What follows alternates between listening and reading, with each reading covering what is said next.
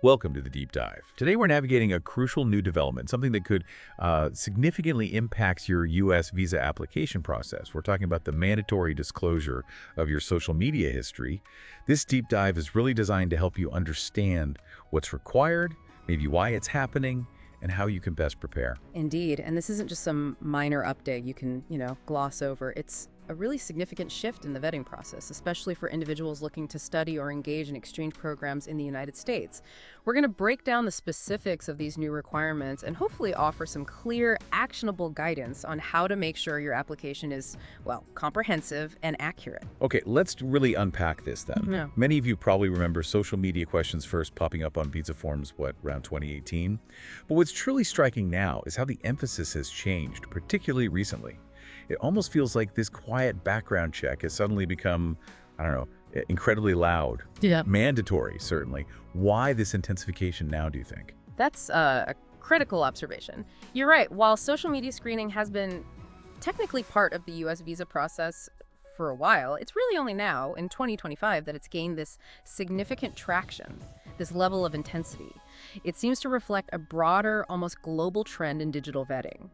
It's less about just finding a single problematic post, like a smoking gun, and more about something called identity resolution. Identity resolution, so building a more complete picture. Precisely, exactly. This intensified scrutiny is, well, it's largely tied to the current administration's broader efforts to enhance security and ensure the, let's say, integrity of the visa process. It lets consular officers cross-reference what you say in your application with your online life, understand your associations, maybe, and ultimately build a comprehensive profile that either supports or, crucially, maybe contradicts your official application. It really shows how every digital footprint you leave has become kind of vital in verifying who you are, your intent, and your admissibility under U.S. law. It's not just about threats anymore, it's broader identity verification. That makes the stakes feel much higher, doesn't it? So what exactly does this mean for you, the applicant, in very practical, concrete terms? Well, the U.S. Embassy in India, for instance, has been very direct about this. Visa applicants are now explicitly required to disclose all social media usernames and handles, and that's from the past 5 years. It's not optional. This info has to go on both the DS-160 and the DS-260 forms. Right. And here's where it gets particularly serious, as I understand it. Omitting this information, even if you just forget an old account, could lead to pretty dire consequences. That's absolutely right, yeah. Omitting this can lead straight to visa denial and potentially even future ineligibility to apply. It's a significant penalty for what might seem like just a small oversight.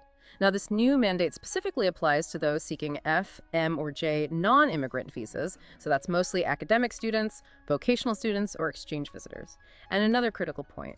For these F, M, and J visa applicants, you now need to adjust the privacy settings on all your listed social media accounts to public. All public. Wow. That's a big step for many people, privacy-wise. It is. It's to facilitate the necessary vetting. It allows consular officers to actually review the content you've shared and help establish your identity and admissibility. Okay, making profiles public is definitely a heads-up people need. This sounds like quite a bit of information to gather and then input correctly. How do you actually go about providing these details on the forms, especially, finding the right username or handle for each platform?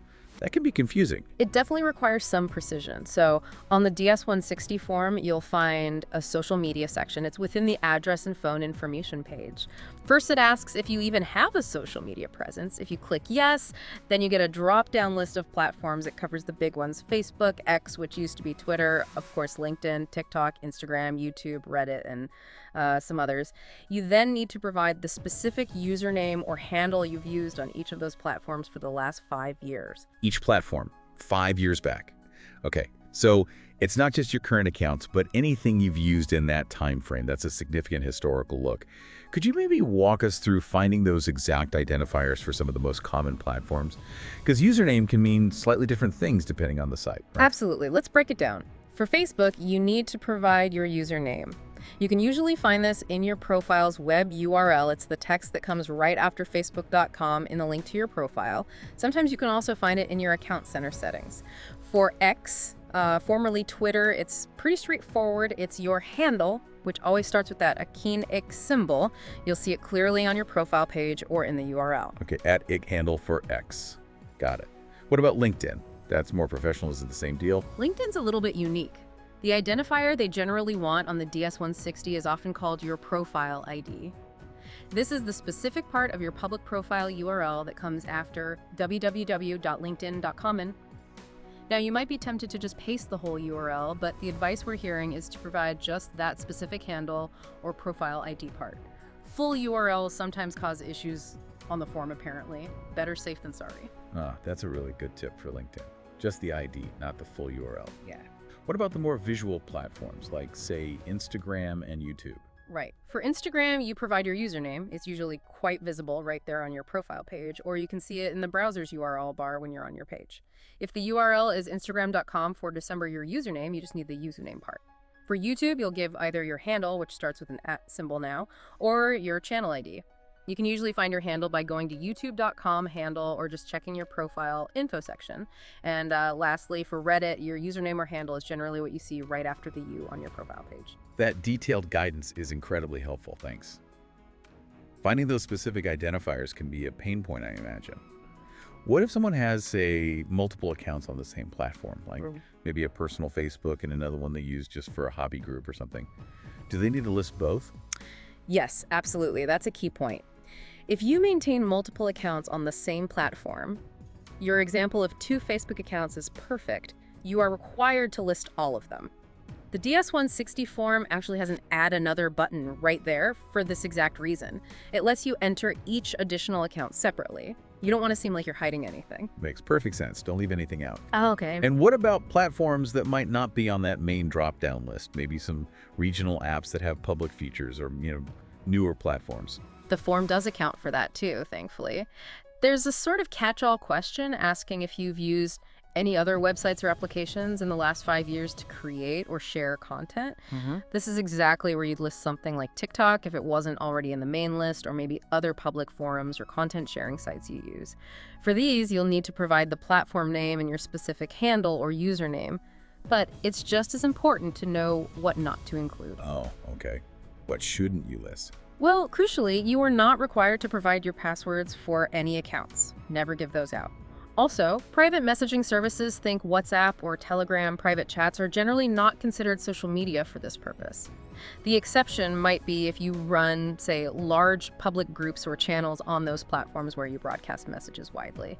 And similarly, purely business or organizational accounts that you manage professionally, where you're not personally creating or sharing content as yourself, those generally don't need to be declared either. The focus is really on your personal online presence. Okay, so personal accounts, past 5 years, list everything, even multiple accounts on one platform. Use the other section if needed, but no passwords and generally no private messaging or purely professional accounts. That's quite a list. It really emphasizes how thorough this digital footprint disclosure is. But what if someone genuinely hasn't used social media in 5 years? Maybe an older applicant. Or what if they used something years ago and genuinely forgot the handle? And maybe most importantly, once these accounts are declared, what are consular officers actually looking for in the content? What kind of stuff raises a red flag? Right, let's tackle those because they're important scenarios. Honesty and consistency, as we said, are just paramount through all of this. Regarding forgotten old handles, if you've used an account in the last 5 years but honestly can't recall the old handle, the best advice is to focus on providing the current username or handle that allows them to find your profile now. And here's another tip.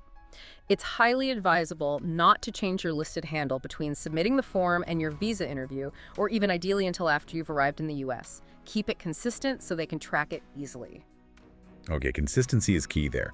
And for those who genuinely have no social media presence, it's just saying none, okay? Or is that seen as suspicious in itself these days? That's a really interesting modern dilemma, isn't it? Look, if you genuinely do not have social media accounts, especially maybe for older applicants where it's more common, then stating none is likely acceptable and truthful. However, for younger applicants, particularly students or working professionals, claiming absolutely no social media presence at all, that might be viewed with a bit of suspicion by consular officers. It's just, well, less common today. In those cases, one suggestion, maybe particularly for students, is to consider creating a very professional, clean profile like a LinkedIn account. Make sure it accurately reflects your academic and work information from your DS-160. This can provide a positive digital footprint rather than just leaving a blank space that might invite questions. So even if you're aiming for a clean online presence, you shouldn't just try to erase everything right before you apply. That sounds like a bad idea. That's absolutely correct, and it's a critical warning. It is strongly advised against deleting social media accounts just before applying. Doing that can raise immediate suspicion. Plus, even if you delete it, your past activity might still be traceable through various digital means, archives, caches. Remember, the requirement is clear. Disclose accounts used in the last 5 years, even if they are now deactivated or deleted. And most importantly, I really have to stress this, you should never ever select none if you actually have or have had accounts in that time frame. That's considered making a false statement, a lie, and it can lead to really severe penalties. Immediate visa denial, future ineligibility. You're certifying the truthfulness of your application under penalty of perjury. That's serious legal stuff from the US. Wow, that's a very stern warning and really underlines the need for absolute honesty here. Okay, so beyond just disclosing the accounts correctly, what about the content? You mentioned troubling content. What exactly are officials looking for? What kind of posts or shares might actually be flagged? Right.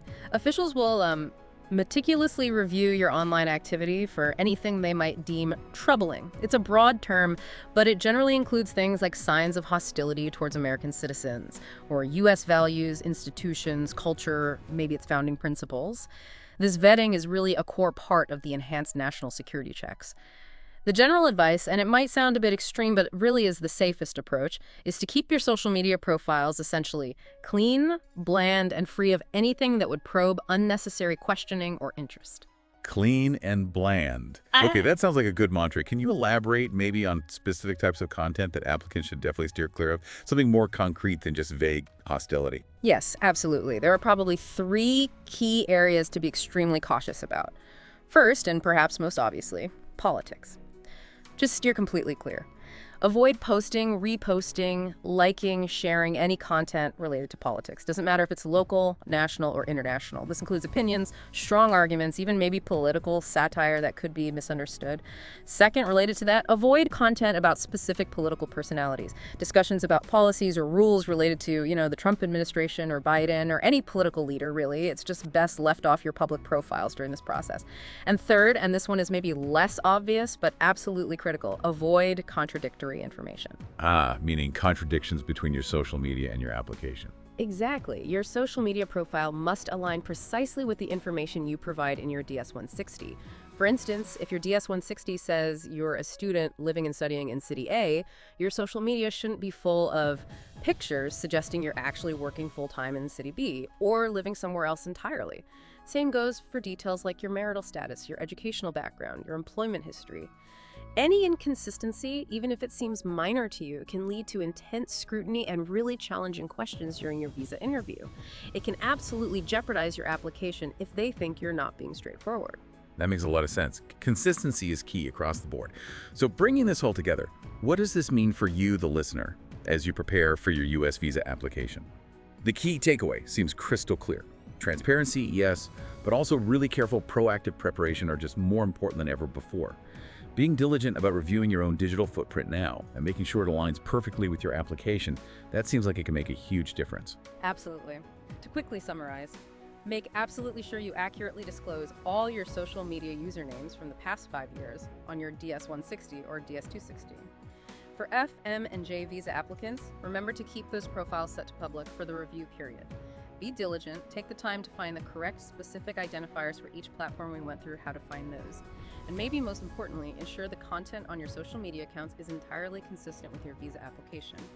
Avoid those sensitive political discussions. Avoid anything that could possibly be misinterpreted as hostility towards the U.S. or its values. This deep dive, I hope, has really highlighted the immense importance of presenting a clear, truthful, and entirely consistent picture to the consular officers. It definitely has. This journey into understanding these evolving social media requirements is just vital for your success. Remember that careful planning and attention to your digital presence now can really save you a lot of trouble, maybe even heartache later in the process. So we wish you all the very best with your U.S. visa application journey, and we'll meet again with another subject to explore in our next deep dive.